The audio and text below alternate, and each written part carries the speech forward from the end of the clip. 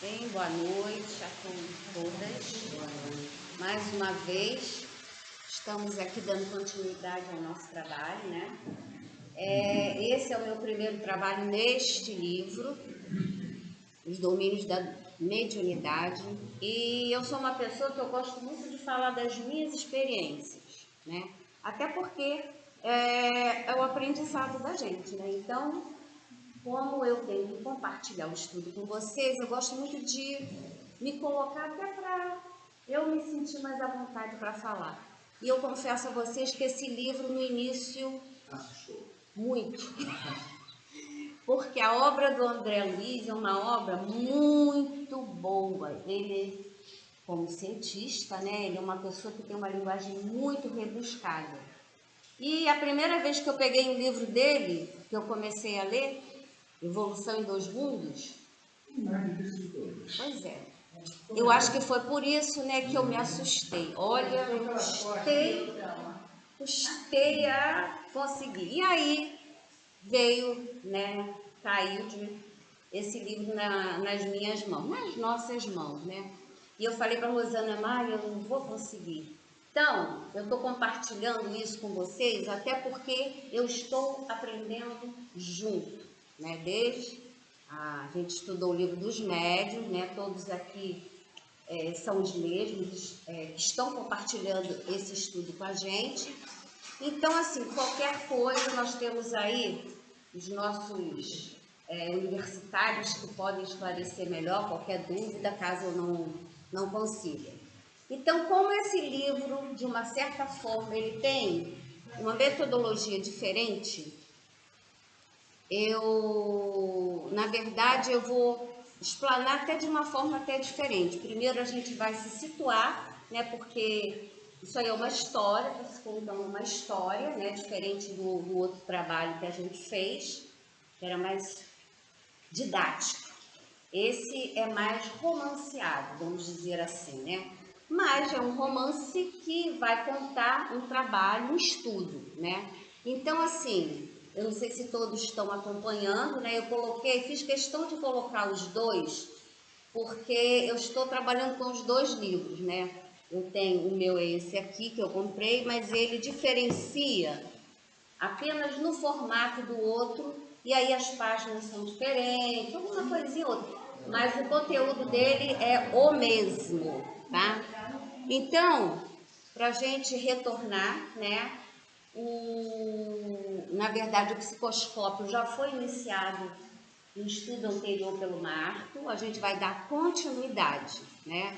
E para poder a gente recapitular, né? Nós estamos lidando, é um grupo de estudo, né? Que está mais para estudar o círculo terrestre, a reunião mediúnica no círculo terrestre, tá? Vamos dizer assim, como o nosso estudo aqui. Eu vou dar até assim alguns detalhes do que eu entendi, né? Até me corrija se eu estiver errado. Na verdade, esse estudo, para os iniciantes, no caso, o André Luiz e o Hilário, eles necessitavam de observações. Estavam iniciando o estudo na erraticidade, vamos dizer assim. E o Aulus, que é o instrutor, veio com esse grupo para poder instruí-los nas observações e análises de uma reunião, né? E o grupo era formado de 10 pessoas, o grupo-alvo que eles iriam estudar, sendo que 4 eram detentores de uma mediunidade mais ostensiva, né? Uma mediunidade mais apurada. E esse grupo, eles também tinham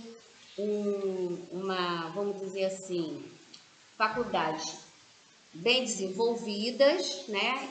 E um comportamento, vamos dizer assim, muito adequado, tá? Acredito até por isso que ele foi escolhido, esse grupo, para fazer esse estudo. E aí, na aula passada, quer dizer, no estudo passado, com o intuito de ajudar, né, de tentar dar um suporte ao estudo, foi apresentado pelo instrutor Aulus o aparelho psicoscópio, né, que a gente já teve uma noção na aula passada, e a gente só vai recapitular um pouco o que é o aparelho.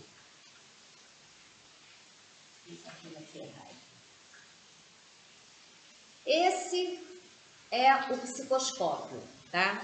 O psicoscópio, na verdade, ele é um óculos, como o Marcos já falou da outra vez, e ele destina-se, né, à auscultação da alma, com o poder de definir as vibrações. Podemos analisar a psicoscopia de uma pessoa ou de uma equipe. Qual é o objetivo do psicoscópio? Foi falado no estudo anterior que o Aulus, né, por ser o espírito ou instrutor ou orientador, ele não tem essa necessidade do psicoscópio. Mas o grupo ainda, né, que está em formação, está fazendo o estudo do grupo, ele necessita. Esse psicoscópio, ele faz com que, ao colocar, né, o aparelho no rosto, né, como um óculos, ele capta as vibrações, ou seja, ele colhe elementos que vão distinguir a vibração daquele grupo. Ele funciona à base de eletricidade e magnetismo, utilizando elementos radiantes, análogos aos raios gama. É só uma descrição do aparelho, tá? É possível detectar, através do aparelho, as possibilidades de trabalho, a moralidade, o sentimento, a educação, o caráter, e assim planejar o trabalho da melhor maneira. Ou seja, o grupo de estudo, ele chegou para estudar essas pessoas, esses irmãos encarnados, esses médios, e saber como planejar o trabalho desse grupo. Esse aparelho iria ajudar para fazer essa análise, esse exame e análise e observações científicas. Então, ele segue, vou acabar tirando aquele daí. Então, aí é o aparelho, isso daí é daquele projeto Imagem. Tá vendo? Esse aparelho aqui, tem o Alves, o André Luiz e o Hilário, assim, distinguir quem é quem, os dois têm bigode, né, a gente pode, não tem como distinguir. Enfim, são os três personagens que estamos falando hoje. E aí, ele inicia, né, essa parte de hoje, inicia aí. Então, ele faz o seguinte: mas indagou o Hilário, né, ao observar o psicoscópio. Indagou Hilário, investigador. E na hipótese de surgirem elementos arraigados ao mal, o que ele quer dizer aí, né? Ele colocou o aparelho, né? Vai verificar o grupo e, de repente, o aparelho, a preocupação dele era essa, né? Antes de entrar, eles ainda não estão observando o grupo, eles estão encaminhando-se para a casa espírita para observar o grupo de perto. Então, eles estão ainda confabulando, estão falando sobre o aparelho, né? Então, ele olhou o aparelho e perguntou: e se surgirem elementos arraigados ao mal numa formação de cooperadores do bem? Da posse da ficha psicoscópica, os instrumentos espirituais providenciar-lhes-ão a expulsão? O que ele quer dizer? Se colocar o aparelho e observar que existem, né, médiuns que estão ali, mas na verdade não estão no intuito de fazer o bem. Estão no intuito até de... não são médiuns preparados para o trabalho. Então, o que faria, né? Eles estão curiosos para o estudo. Então, eles estão fazendo confabulações. E se acontecer do aparelho? Vou botar o aparelho, observo o grupo e, de repente, tem uns ou grupo arraigados ao mal. Na verdade, se diz do bem, mas não é, né? Vai expulsar? Vamos expulsar? O que vamos fazer? E a resposta é imediata: não será preciso. Se a maioria permanece empenhada na extensão do bem, a minoria, encarcerada no mal, distancia-se do conjunto pouco a pouco por ausência de afinidade. Olha que interessante isso, né? Então, são coisas que a gente vai lendo e a gente começa a refletir e a gente coloca para o nosso dia a dia, né? Porque não é porque uma pessoa, né, não esteja preparado que ele vai ser interpelado, você não vai ficar porque você está assim, está assado. Não é por aí, é isso que ele quer dizer, né? Continuando. Contudo, alegou ainda o companheiro: o que acontece numa instituição cujo programa elevado se degenera em desequilíbrio, induzindo-nos a reconhecer que a virtude aí não passa de bandeira fictícia, acobertando a ignorância da perversidade. O que aconteceria? Ele coloca o seguinte: então, nesse caso, adiantou o interpelado tolerante, dispensamos qualquer regime de perseguição ou denúncia, encarrega-se a vida de colocar-nos no lugar que os compete. O que ele quer dizer com isso? Que as próprias pessoas, né, elas vão se distanciando. Não é preciso que se faça nada, né? Eu vou dar um exemplo que eu gosto muito de me colocar, tá, gente? Isso aí sempre foi assim, né? Ao contrário de muita gente, eu gosto desses exemplos porque são as experiências que a gente passa. Quando eu comecei a estudar esse ponto aí, eu lembrei muito da minha tia, né? Eu tinha, porque ela já desencarnou, tia Celina, ela era presidente de um centro espírita em Santa Cruz. Um centro maravilhoso, eu e meu esposo, a gente foi muitas vezes lá. O que aconteceu? Existiam muitos médiuns até comprometidos, só que ela adoeceu. E o grupo, né, acabou por não ter o devido comprometimento com o trabalho. Por quê, gente? A gente tem que ver essas experiências para que a gente possa refletir nas nossas atitudes dentro da casa espírita. Sempre havia problemas, as mazelas, até que a gente estava falando há pouco, né? Fofoca, a pessoa chega na casa espírita, não se prepara, não tem o devido comportamento adequado, que a gente chama de comportamento adequado. Não quer dizer que a pessoa seja proibida de fazer nada, não é isso. Mas a pessoa que se prepara para um trabalho, principalmente em uma casa espírita, é aquela pessoa que é necessário estudar. A prática do espiritismo, né, o estudo, ele nos leva a condições que possamos atender ao outro, né?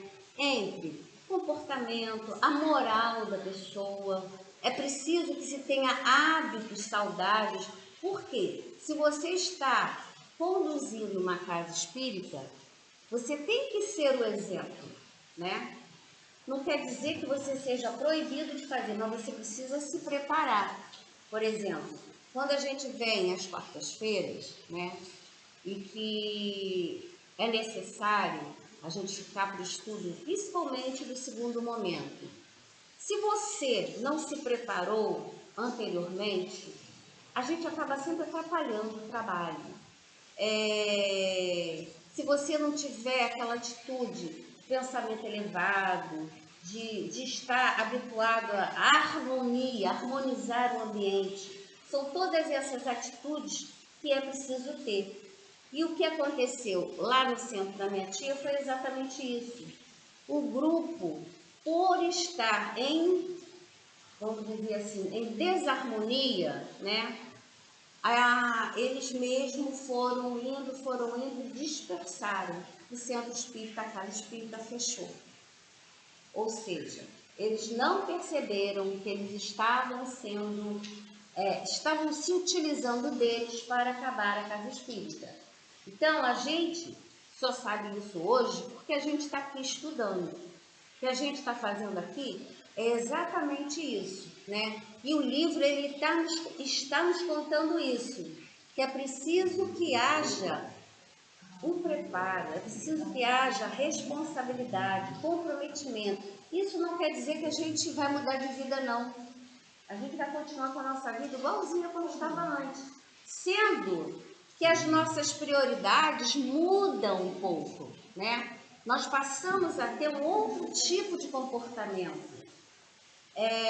Então não posso nunca mais beber. Não, não é isso, né? A própria necessidade nossa acaba nos colocando em outros níveis de entendimento, né? Por quê? Porque a gente começa a se preservar a nossa saúde.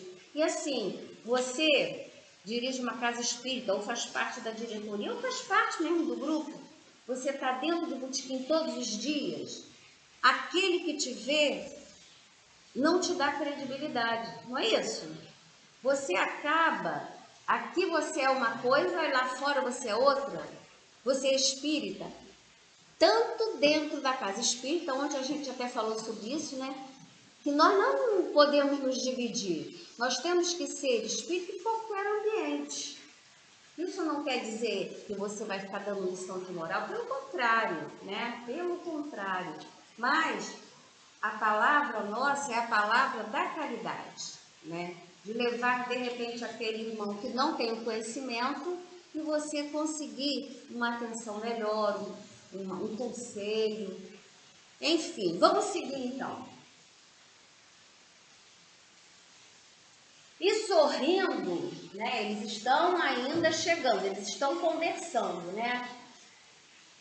E sorrindo ajuntou: os anjos ou o ministro da eterna sabedoria entregam-nos com segurança as forjas renovadas do tempo, né?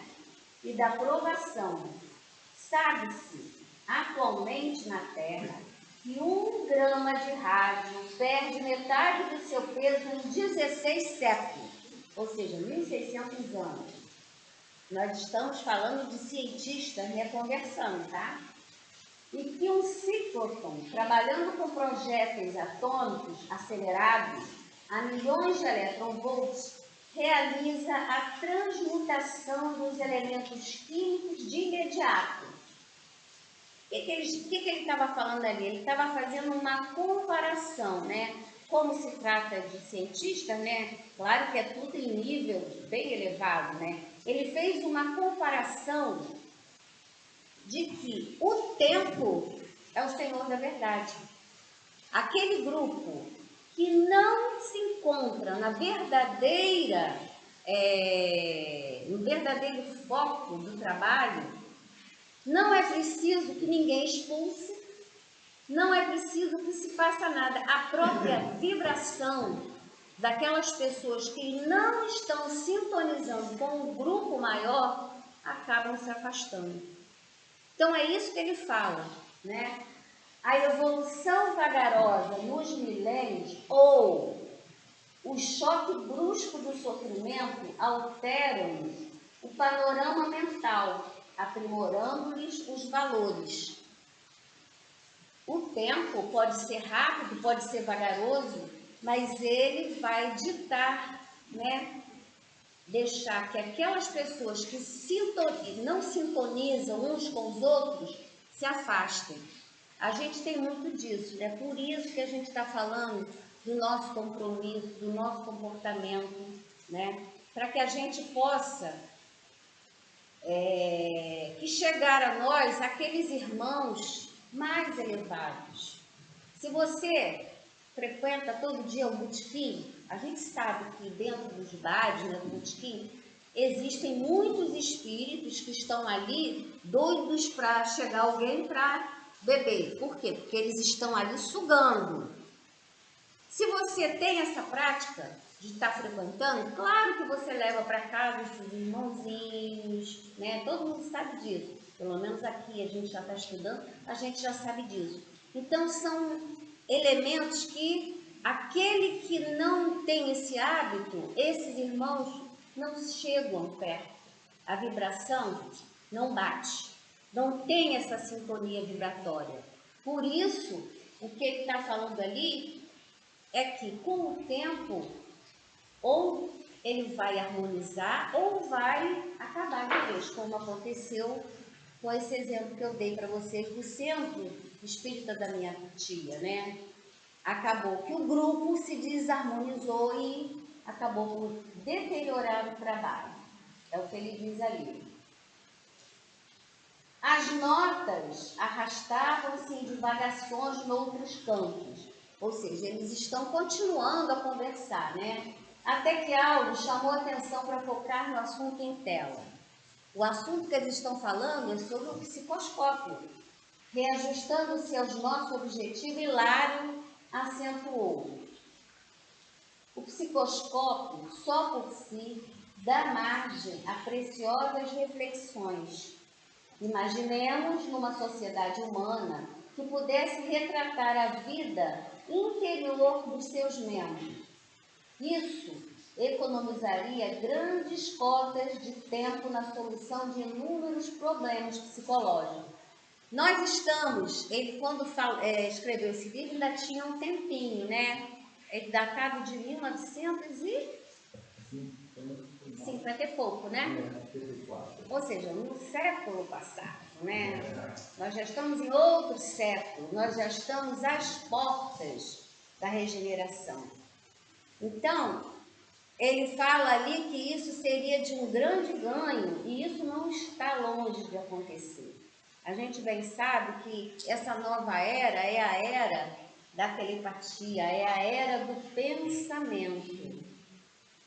E esse aparelho, ele realmente ajudaria em, vamos dizer assim, de uma forma maravilhosa, principalmente aos novos estudos que estão aí na psiquiatria, principalmente. O mal do século XXI, a depressão, é um fator bem, vamos dizer assim, pontual para este século, né, que a gente está vivendo agora, por conta de muito sofrimento, de muitas questões que estão surgindo na humanidade. Eu vou dar só um exemplo, no trabalho que eu fiz anterior, ele fala exatamente sobre isso, né, as angústias, né, nossas angústias vêm de milênios de sofrimento.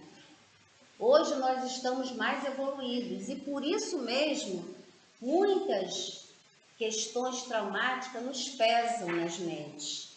Então, muitos irmãos que estão encarnando, né, eles vieram com muitos problemas psicológicos por conta de vidas passadas, né, de traumas de vidas passadas. E a gente esse momento que nós estamos vivendo agora é exatamente isso. A gente está se depurando, né? Nós estamos vivendo momentos diferentes.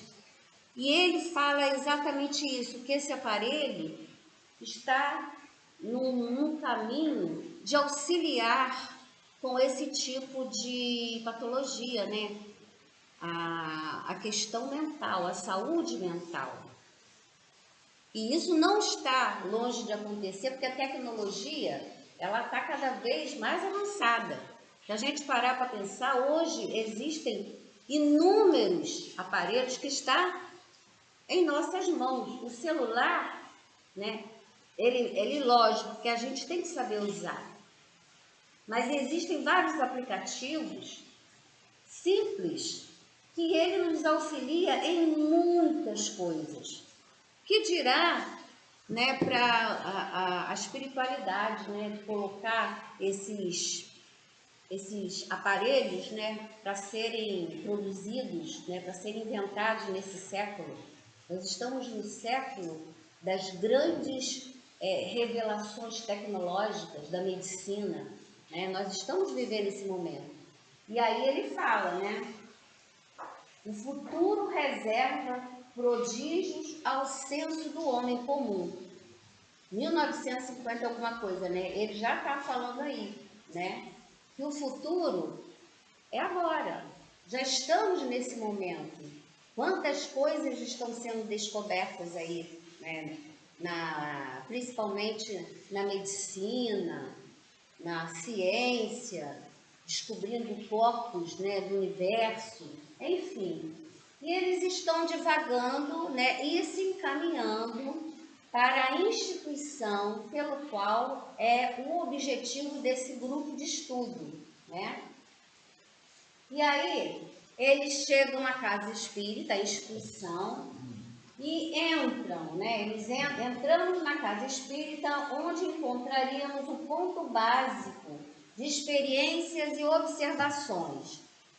E aí ele fala, vemos aqui o salão, ele está descrevendo, né? Entrando no centro espírita e fala, vemos aqui o salão consagrado aos ensinamentos públicos, como esse em que nós estamos agora, né? Todavia, o núcleo que buscamos jaz situados em reduto íntimo, assim como o coração dentro do corpo. Então, assim, as casas espíritas hoje, ela tem esse trabalho. Tem um trabalho que é o trabalho do público, né? Que é isso que a gente está fazendo aqui hoje. Nas sextas-feiras também, no sábado também. É onde, no salão, né, se faz o estudo do livro dos Espíritos, do Evangelho, como é feito sempre, né? No sábado também, o estudo da mediunidade. Mas eles, o público-alvo que eles iriam estudar, seria esse grupo menor. Lembram? Esse grupo de 10 pessoas que estariam numa sala mais reservada. Na nossa casa, a gente faz em outro momento, né? A gente faz após o estudo maior, o estudo público, faz o estudo mais reservado, que nem todos participam, né? E aí é que a gente precisa entender por quê. Por que eu não posso participar, né? Então, exatamente isso que a gente está estudando. O preparo desse grupo. Por que nem todos podem ficar? Porque é um estudo para atendimento da espiritualidade. Então, as pessoas que estão nesse estudo são pessoas que já estão se preparando. E ele vai contar exatamente isso. Passados alguns instantes, penetramos em acanhado aposento, onde se congregava a reduzida assembleia em silenciosa concentração mental. Quando eles chegaram à casa espírita, o grupo já estava dentro da sala, reunidos. Aquela foto é só para a gente ter uma noção, né, que o grupo já estava nessa sala, todos em silêncio, fazendo a preparação para iniciar o trabalho. Ué, mas como é que eles sabiam, né? Porque a espiritualidade, ela trabalha de forma que, como hoje, esse trabalho que está sendo feito aqui, ele foi planejado anteriormente pelos mentores da casa. Tudo que eu estou falando aqui, eu estou sendo auxiliada pelos mentores da casa. Quando a gente começa o nosso estudo em casa, eles já estão nos ajudando. Ou seja, qualquer trabalho que aconteça na casa espírita é previamente programado. Ninguém começa o trabalho do nada. Existe um preparo anterior, né? E nós já sabemos disso. A gente já está estudando o livro dos médiuns há algum tempo, ele veio falando sobre tudo isso. E agora a gente vai contar, né, exatamente como esse trabalho iria ajudar o André Luiz e o Hilário nessas observações. Então, ele coloca ainda, descreve, continua a descrição, né? Nossos companheiros, ele elucidou o assistente, fazem o serviço de harmonização preparatória, como seria 15 minutos de prece, quando não seja de palestra ou leitura com elevadas bases morais. Sabem que não devem abordar o mundo espiritual sem a atitude nobre e digna que lhes outorgará a possibilidade de atrair companhias edificantes. E por esse motivo, não comparecem aqui sem trazer ao campo que lhes é invisível, as sementes do melhor que possuem. Ou seja, esses médiuns, eles estão reunidos, né, naquela mesa, fazendo prece, fizeram a leitura do Evangelho, né, estão sintonizando harmoniosamente. E também eles se prepararam anteriormente para esse dia, tá? Por quê? Porque eles já têm consciência de que o trabalho, se ele não tiver um preparo, o trabalho atrapalha o trabalho, né? Aquele médium que não está sintonizado, ele acaba destoando do grupo. Então, eles estão ali, já vieram preparados. Por quê? Para que os irmãos elevados possam se aproximar. Porque se eles não sentirem que o trabalho não é levado a sério, eles nem se aproximam, né? Então, dando continuidade. O assistente armou o psicoscópio e, depois de ligeira análise, recomendou-nos a observação. Aquela cena lá, ele colocou o psicoscópio, né, entraram na sala, observaram os irmãos lá em sintonia. Observem que ele falou que o grupo estava harmonizado, estava em sintonia. E quando, né, ele coloca ali, chegada a minha vez de usá-la, minha vez que é André Luiz que conta, né, ele que está colocando, narrando esse livro. Então ele diz, chegada a minha vez de usá-lo, assombraram-me as peculiaridades do aparelho. Então, o que ele vai fazer? Ele vai começar a descrever as impressões que ele teve ao usar o aparelho, né? Não se esqueçam que esse aparelho é para facilitar a visão do espírito para aquele grupo. Claro que depois de algum tempo, depois de experiência, esses espíritos, eles não precisariam se utilizar desse aparelho.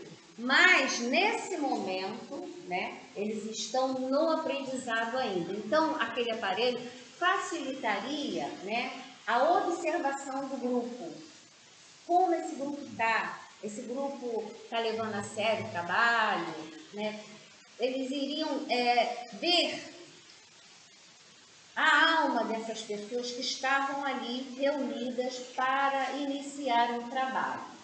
Então ele coloca, sem a necessidade de esforço mental, notei que todas as expressões da matéria física assumiram diferente aspecto, destacando-se a matéria de nosso plano. Ou seja, o aparelho é como se ele colocasse o mundo físico em segundo plano, né? E ele continua, teto, paredes e objetos de uso corriqueiro revelavam-se tomados de corrente de força a emitir baixa claridade, ou seja, sem brilho. Então, o aparelho, ele destaca, né, aquilo que é radiante, luminoso, daquilo que é matéria física, daquilo. Então, o que é físico, o que é matéria, ele não tem o brilho, né? O que é vibratório, o aparelho, ele é de raios gama, né? Ele tem essa facilidade em detectar a luminosidade. E o objetivo era detectar a luminosidade dos médiuns. Detive-me na contemplação dos companheiros encarnados que agora apareciam mais estreitamente associados entre si, pelos vastos círculos radiantes que lhes nimbavam, aureolavam, né, as cabeças de opalino esplendor. Então, o que ele está descrevendo? A luminosidade que saíam dos médiuns, né, em contrapartida à matéria. A matéria tornou-se segundo plano. né, a luminosidade dos médiuns, o que revelava que eles estavam em sintonia, em harmonia. A luz que eles emitiam era uma luz brilhante. E ele continua descrevendo. Tive a impressão de fixar em torno do apagado bloco de massa semi-obscuro a que se reduzira a mesa uma coroa de luz solar, formada por 10 pontos característicos, salientando-se no centro de cada um deles o semblante espiritual dos amigos em oração. Olha que coisa interessante. O que me chamou a atenção, né, esse pedaço aí, é que ele tem uma linguagem muito interessante para descrever o que ele estava vendo, né? Para dizer que aqueles irmãos era facilmente perceptível, né, o que eles estavam irradiando. Era fácil de conseguir diferenciar a matéria do espírito, né, do que eles estavam irradiando. Eles estavam em harmonia, né, como foi descrito anteriormente, estavam em prece. Isso vem a provar o quê? Que quando a gente está orando, né, nós emitimos luz. E esse trecho está falando exatamente disso. Que quando a gente ora para aqueles espíritos que têm a acurada visualização, né, ele consegue perceber aquele que emite uma luz radiante e aquele que não emite. Então, nós não temos como nos esconder dos espíritos. Não pensem nós que a gente está enganando. Ah, eu estou aqui, não estou nem aí. Com certeza, né, essa sintonia de uma hora ou outra acaba a pessoa se afastando. Por quê? Por causa da vibração dos demais. A maioria é em sintonia, estão em sintonia, o grupo está em sintonia. Quanto mais aquele grupo ali, fazendo a prece, leituras edificantes, emitiam luzes. E ele vai descrever exatamente como ele via essas luzes através desse aparelho. Então, ele inicia de dividir em 2 slides para poder a gente perceber. Essa imagem aí está descrevendo, né, o grupo. Esse foi retirado exatamente desse trecho, o que eles estavam percebendo, né, através do aparelho. É como se nós estivéssemos com o aparelho, ele vai descrevendo o que ele está vendo. Desse colar, né, de luzes que ele via, de focos dourados, alongava-se extensa faixa de luz violeta que parecia contida numa outra faixa de luz alaranjada a espairar-se em tonalidades diversas que de momento não pude identificar, uma vez que minha atenção estava presa ao círculo dos rostos fulgurantes, visivelmente unidos entre si, à margem de 10 pequeninos sóis. Olha, ele tem assim um poeta, né, para descrever, né? Ele vai falando das cores das luzes, os médios, eles estavam em tanta harmonia que ele via como se fosse um sol, né? E as luzes violetas, alaranjadas, todas as luzes que esse grupo estava emitindo. Então, 10 pequenos sóis emanados uns aos outros. Reparei que sobre cada um deles ostentava-se uma auréola de raios quase verticais. Aí aqui, né, para a gente tentar entender, ó, tá vendo? Todos eles emitindo de suas cabeças raios. Ele até aumenta esse médio aqui para mostrar o raio que sai da cabeça do médium, né? Como todos eles estavam emitindo, quando ele olhava com o aparelho, é como se fosse uma auréola de quase raios verticais, né, saindo das suas cabeças. Aqui dá para ver aí, não dá, gente? Aqui, saindo das cabeças desses médios. Por quê? eles estavam sintonizados entre si. O grupo estava harmônico, estava em perfeita harmonia.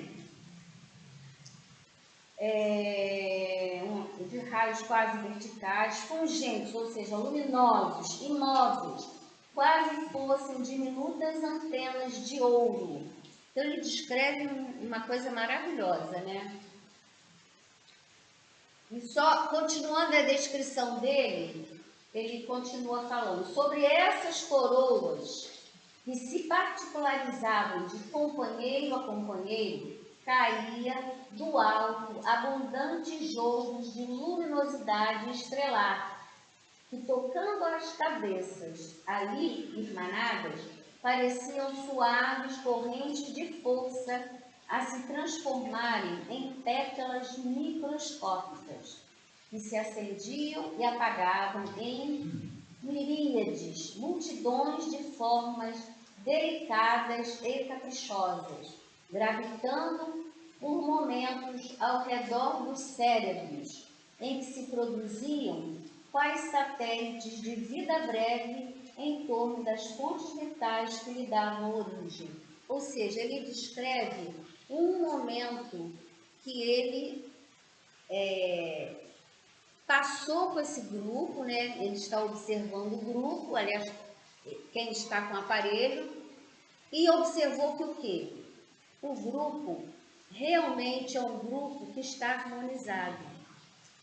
E quando a gente para pensar nessa passagem, a gente precisa assim, sempre se colocar, né, o porquê que a gente está aqui aprendendo sobre isso.